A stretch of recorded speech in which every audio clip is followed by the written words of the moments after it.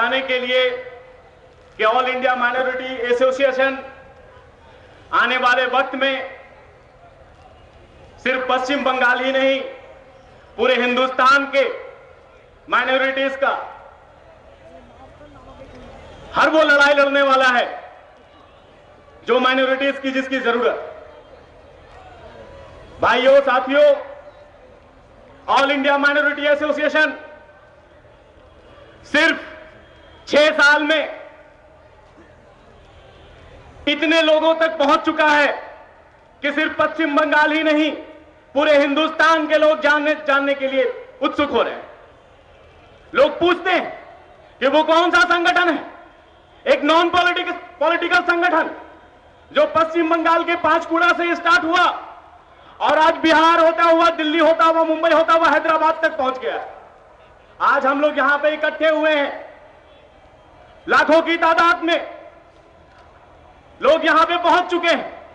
अभी भी लोग आ रहे हैं आस्ते आस्ते, पूरे पश्चिम बंगाल से, बहुत सारे जिलों से आ रहे हैं।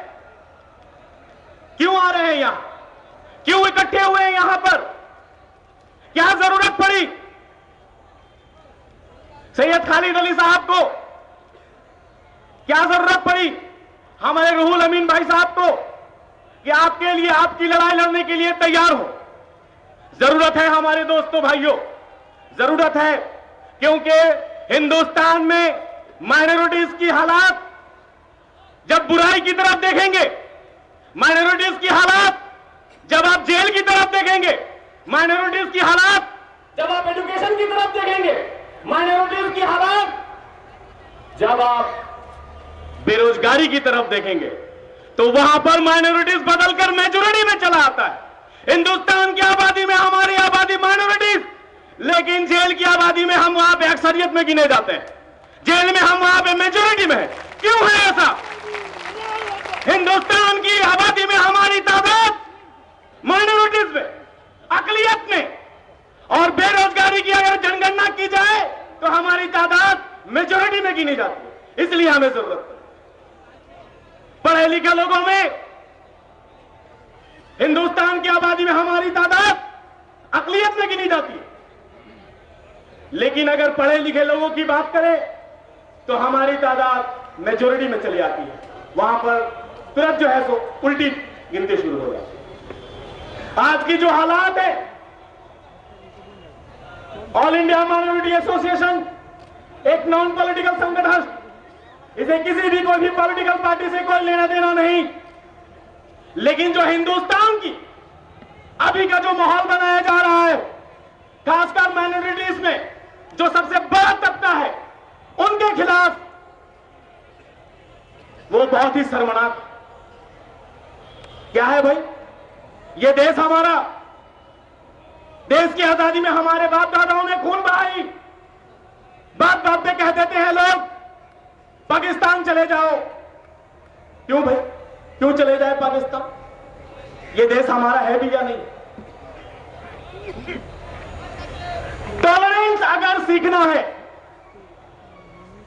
अगर टॉलरेंस अगर देखना है, तो यहां के मुसलमानों से देखो। बाबरी मस्जिद गिराई जाती है, मुसलमानों ने कितने मंदिर गिराए? एक भी मंदिर नहीं गिराया। इसे कहते हैं टॉलरेंस। गुजरात में, उड़ीसा में चर्च के पादरी को आग लगा दिया जाता है। उड़ीसा में चर्च के पूरे परिवार को आग लगा दिया जाता है। कितने क्रिश्चियन भाई पंडितों को आग लगाते हैं। इसे कहते हैं टॉलरेंस। मुसलमान के बाद पंजाब के गुरुद्वारा को बुलडोजर से गिरा दिया जाता है। कितने सिखों ने जाकर हिंदुओं का मंदिर गिरवाया। इसे कहते हैं टॉलरेंस। दुनिया में अगर टॉलरेंस किसी से सीखना है तो हिंदुस्तान के माइनॉरिटी से सीखना होगा। आईमा एक ऐसा संगठन, कल मुझे खबर मिल रही थी कि हमारे कुछ लोग दूसरे डिस्ट्रिक्ट से जब आ रहे थे, उनकी गाड़ियों को रोकने की कोशिश की गई है। पूछ लीजिए, वो बता देगा। लेकिन अगर आने वाले चुनाव तक हमारे जो हुकूक है, हमारे जो काम है, अकलियत की जो डिमांड है, अगर वो पूरे नहीं हुए तो पश्चिम बंगाल की सरकार भी ये समझ ले कि 2016 में हमें सोचना पड़ेगा और सोचना पड़ेगा, सोचना पड़ेगा।